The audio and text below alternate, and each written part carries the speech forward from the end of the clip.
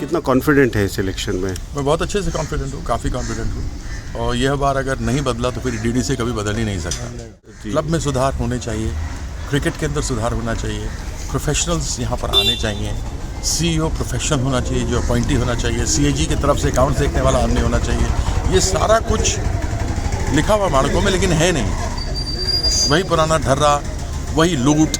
अभी 19 करोड़ की 8 लिफ्टें लग रही हैं, जो मैंने पता करा है वो 7 करोड़ 88 लाख की हैं। जो यहाँ लाइटें 14 करोड़ की कुछ साल पहले लगी थी, वो 6 महीने पहले अहमदाबाद में 7.5 करोड़ की लगी हैं।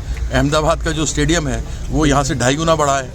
आप समझ सकते हैं कि कितना भ्रष्टाचार में लिप्त है ये जगह कि ट्रेजरर ने साइन नहीं किया, सेक्रेटरी ने साइन नहीं किया। क्यों?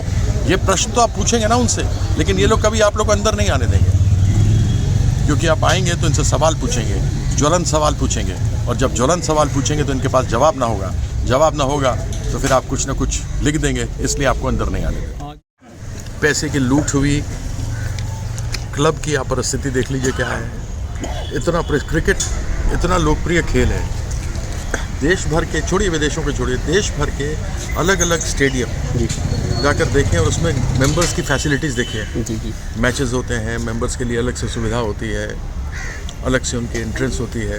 वो मेंबर हैं, उनको पास की आवश्यकता नहीं पड़ती है, वो अपने कार्ड पर आ सकते हैं। लेकिन यहाँ ऐसा कुछ नहीं है। यहाँ पर एहसान दिखाते हैं ये लोग कि हमने आपको 2 पास दिए, वो तो मिल नहीं है। आप एहसान किस बात का दिखा रहे हो? यदि आपने कार्ड पे एंट्रेंस रखा होता और फिर देते 2 पास तो मानता। एक मेंबर का क्लब है, यहाँ मैचेस होते हैं, तो इसका मतलब मेंबर आना बंद हो जाएंगे क्या? स्वाभाविक रूप से आएंगे। अच्छा बार होना चाहिए, अच्छा रेस्टोरेंट होना चाहिए, अच्छे बैठने की जगह होनी चाहिए, ओपन एयर होना चाहिए, स्विमिंग पूल होना चाहिए, सुविधाएं होनी चाहिए जैसे अन्य क्रिकेट स्टेडियम में। छोड़िए ना, मैं प्राइवेट में दिल्ली जिमखाना या पंचशील क्लब की बात नहीं करता। और लूट, वो कहते हैं राम नाम की लूट मची है, लूट सके तो लूट। तो यहाँ राम नाम भी नहीं लेते ये लोग। रणजी ट्रॉफी में टोटल 84 बंदों की टीम ने, क्रिकेटर्स की टीम ने वो निकाली गई लिस्ट, जिसमें से अब तक 30 बंदे खेल चुके हैं। स्थिति ये है कि केवल एक मैच जीता है। इस पर क्या कहेंगे? अब ये देख लीजिए, इनके पास इतना भरा हुआ टैलेंट है कि 84 लोग हैं, उसमें 34 लोग खेल गए और एक ही मैच जीते हैं। आप सोच सकते हैं कि कितनी प्रतिभावान खिलाड़ी हैं यहाँ पर। वो डायरेक्टरों के बच्चे हैं, कितना प्रतिभावान है। क्वालिफाई नहीं किए 16 सालों से, उसके लिए कौन जवाब देगा? ये दिल्ली डिस्ट्रिक्ट क्रिकेट एसोसिएशन। क्या रीज़न है सर इसका रीज़न बड़ा सिंपल है कि यहाँ घोर भ्रष्टाचार है। यहाँ पर पैसा ले दे करके खिलाड़ियों को चुना जाता है, और यहाँ से नहीं होता। सबसे ऊपर के ऑफिस का उनका साथी है, वो लेता है पैसा, बैठा हुआ अपने चेंबर में। अगर आप आते हैं, चुने जाते हैं, तो आप सबसे पहले क्या बदलाव करना है? देखिए, मैं जब आया था तो हमारे अंदर सरदार बिशन सिंह बेदी जी ने एक लड़ने की आदत डाली थी जी। वो आदत लड़ने की थी। उन्होंने कहा था कि अगर तुम्हें हराना है, हमारे यहाँ क्रिकेट कल्चर नहीं, कल्चर तभी बनेगा जब तुम जीतना शुरू करोगे। मुंबई जैसी टीम, जिसको मैं ज़्यादा पसंद नहीं करता, उसको जब तक नहीं हराओगे तब तक तुम कुछ कर नहीं सकते। लड़ो, भिड़ो, मरो। हम लोग वो करके, आप यहाँ देखिए बोर्ड पे 78, 79 से लेकर 92, 93 तक रणजी ट्रॉफी के बाद रणजी ट्रॉफी जीते गए, 7 बार जीते। 7वीं बार जीते गौतम ने जब 2008 में जीता। उसके बाद एक बार फाइनल, उससे पहले लास्ट में मैं कप्तान था 92-93 में जब हम जीते थे। फर्स्ट टाइम जब बिशन सिंह बेदी जी कप्तानी जी, तब मैं 12th मैन था। तब से लेकर के जब तक मैं कप्तान था, मैं हर एक रणजी फाइनल में था। आप देखिए, लगभग सब में मेरे सैकड़े बने हुए। तो हमारे अंदर वो लड़ने का जज्बा था। अब क्या है कि रणजी ट्रॉफी ये लोग अपने बच्चों को खिलाते हैं, सिक्योर नहीं है खिलाड़ी, बच्चों को खिलाते हैं। ये वो खिला करके उनका नाम लिखवा देते हैं रणजी ट्रॉफी की, नई नौकरी लग जाएगी, कुछ हो जाएगा, फर्स्ट क्लास क्रिकेटर है, या कभी उसको कोच लगा लेंगे, मैनेजर लगा लेंगे। इस प्रकार से ये परिस्थिति बनी हुई है। अभी मैं ये, मेरा मौका है, मुझे मौका मिलेगा तो क्रिकेट और क्लब दोनों को सुधार, कंप्लीट प्रोफेशनलिज्म से क्लब चलेगा। प्रोफेशनलिज्म से तरीके से हम काम करेंगे। हमारा यहाँ काम करने का तरीका जो प्रोफेशनल अकाउंट्स के होने चाहिए, लोग वो होने चाहिए।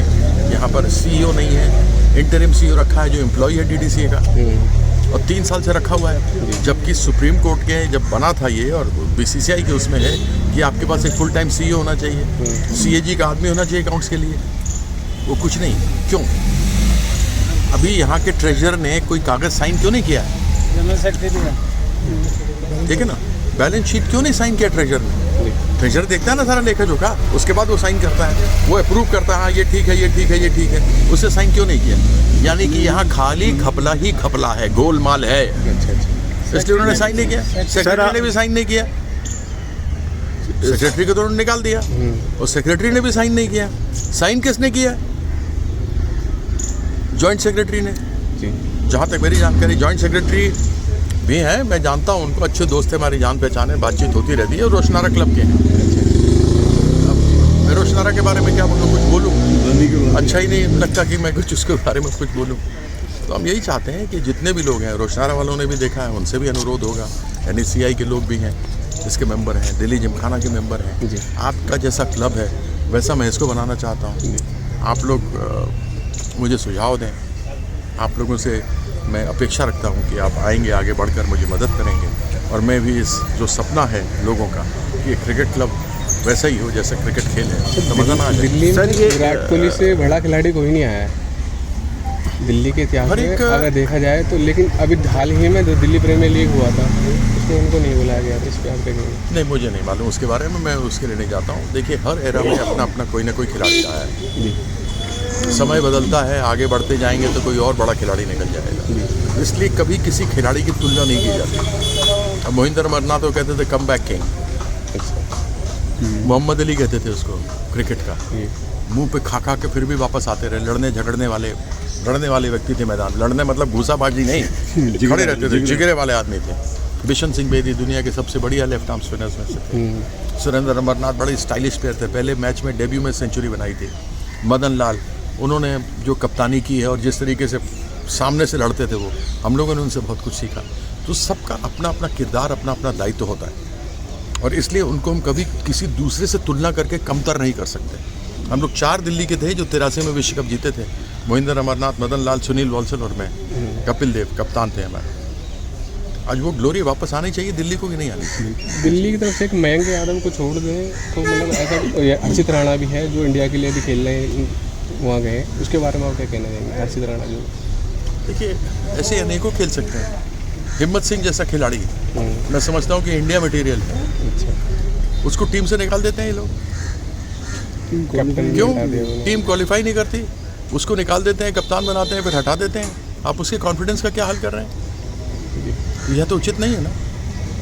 और जब आप सिफारशी खिलाड़ी खिलाएंगे और आपकी टीम अगर हार रही है, तो आपने कप्तान को तो सैक कर दिया, लेकिन उस सिलेक्शन कमेटी और CSE का क्या हुआ, जिन्होंने ये टीम बना रहे हैं, जहाँ सिफारशी खेल रहे हैं, जहाँ डायरेक्टरों के बच्चे खेल रहे हैं? अब नाम गिनाऊँ?